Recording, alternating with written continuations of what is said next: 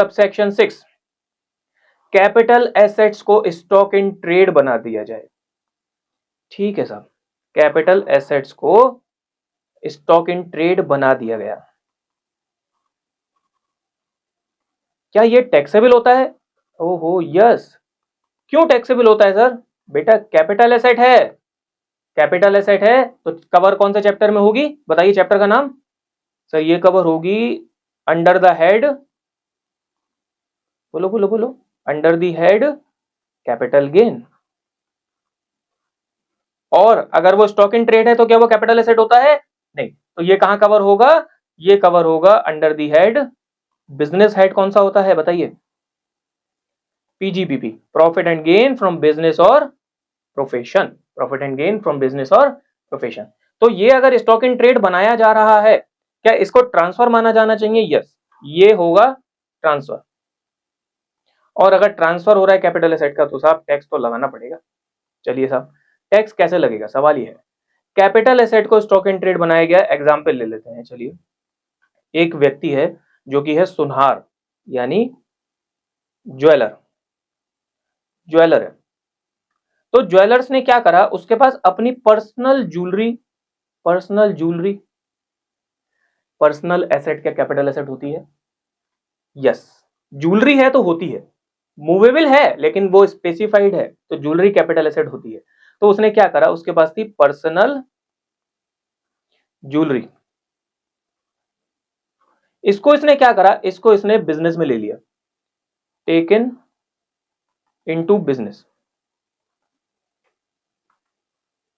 मैं डेट ले लेता हूं, ऑन मान लेते हैं 1 जनवरी 2025 को लिया। ठीक है, तो ये बिजनेस में क्या बन गया, यहां पे ये कन्वर्ट हो गया stock in trade,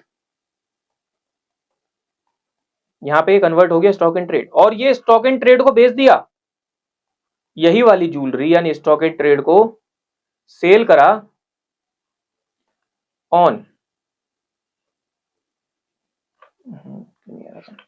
on date ले लेते हैं, बताइए क्या डेट ले लें सर? डेट ले लेते हैं 1 मई 2025।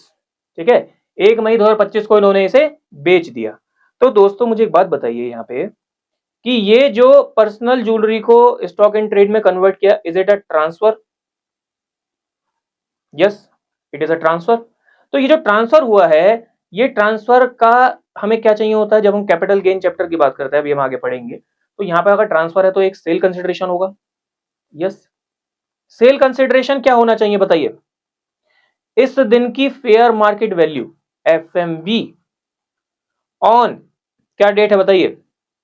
1 जनवरी 2025 की fair market value, that will be the, that will be the क्या होगा बताइए? सेल कंसिडरेशन लेस जो भी हमारी कॉस्ट ऑफ एक्विजिशन होगी वो आ जाएगा यहाँ पे। अभी आगे पढ़ेंगे इस चीज को, कॉस्ट ऑफ एक्विजिशन क्या होती है वो हम आगे पढ़ेंगे कॉस्ट ऑफ एक्विजिशन के बारे में। ठीक है, तो ये हमारा क्या आ जाएगा? कैपिटल गेन आ जाएगा। ये कौन सा टैक्स ईयर की बात हो रही है? ये कौन सा टैक्स ईयर है? Tax year 2024 2025। ये स्टॉक एक्चुअल में कब बिका? 1 मई 2025, यानी ये कौन सा टैक्स ईयर हुआ? 2025 2026।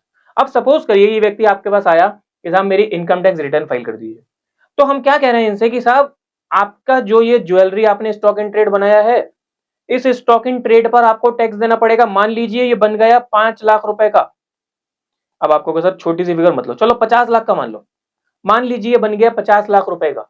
तो वो ये बोला बोला भैया इस 50 लाख पे टैक्स देना पड़ेगा मुझे। ठीक है, कितना परसेंट देना पड़ेगा? मान लीजिए 12.5% टैक्स देना पड़ेगा। कह रहा भाई साहब पैसे थोड़ी आए मेरे पास, कह रहा भाई साहब पैसे थोड़ी आए मेरे पास, पैसे तो मेरे पास कब आए? 1 मई 2025 को आए ना, तो तब लेना गवर्नमेंट टैक्स। बोलिए क्या वो सही कह रहा है गलत कह रहा है?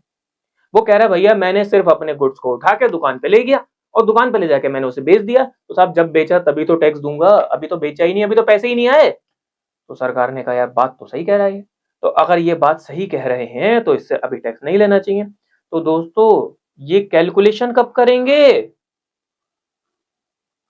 Calculate in tax year 2024-25। हमने उससे कहा ठीक है साहब कोई बात नहीं, आपकी कैलकुलेशन करके हमने रख ली है 2024-25 में, और टैक्स कब लेंगे, बट टैक्स होगा इन द ईयर, या कौन सा ईयर, टैक्स ईयर 2025-2026 में। बोलिए समझ में आई आपको बात। अगर कैपिटल एसेट को स्टॉक इन ट्रेड बनाया जाता है तो उसकी कैलकुलेशन तो करेंगे उस ईयर में जिस ईयर में कन्वर्जन हुआ है, लेकिन टैक्स कब करेंगे, जिस ईयर में वो एसेट एक्चुअली बिक गई है। जी सर समझ में आ गई। देखो यही लिखा हुआ है यहाँ पे, क्या लिखा है। अच्छा, इररेस्पेक्टिव ऑफ का मतलब क्या होता है, जरा मुझे फटाफट से बता दो। सर पुराने एक्ट में हम पढ़ा करते थे नॉट विद स्टैंडिंग, और इस एक्ट में क्या है, इस नए बिल में क्या है, irrespective of anything contained in subsection 1, यानी ये उसको ओवर रूल कर रहा है। ठीक है, अगर कोई भी कैपिटल एसेट कन्वर्ट करी जाती है into stock in trade off the business, जो वही चला रहा है, इस चीज का ध्यान देना, कैरिड ऑन बाय हिम, किसी और के स्टॉक इन ट्रेड से हमें मतलब नहीं है, कैरिड ऑन बाय हिम, तो क्या होगा, उसका प्रॉफिट और gain chargeable to income tax कब होगा, as is income in the tax year in which such stock in trade is sold. समझ आई आपको बात। जी सर, तो कौन से ईयर में इसको टैक्स करा जाएगा, उस ईयर में टैक्स करा जाएगा जिस ईयर में ये एक्चुअल में बिका है, स्टॉक इन ट्रेड एक्चुअल में बिका है। और यहाँ पे fair market value, sale consideration क्या होगा, fair market value of the asset as on the date of such conversion, यानी कन्वर्ट जिस दिन हुआ है उस दिन की फेयर मार्केट वैल्यू, वही लिखा मैंने, एफएमबी ऑन 1/1/2025, यही इसका सेल कंसिडरेशन होगा। लेकिन इसको टैक्स कब करेंगे, जिस साल में एक्चुअली बिका है, यानी 2025-26 में। ओके जी सर, समझ में आ गई आपको बात।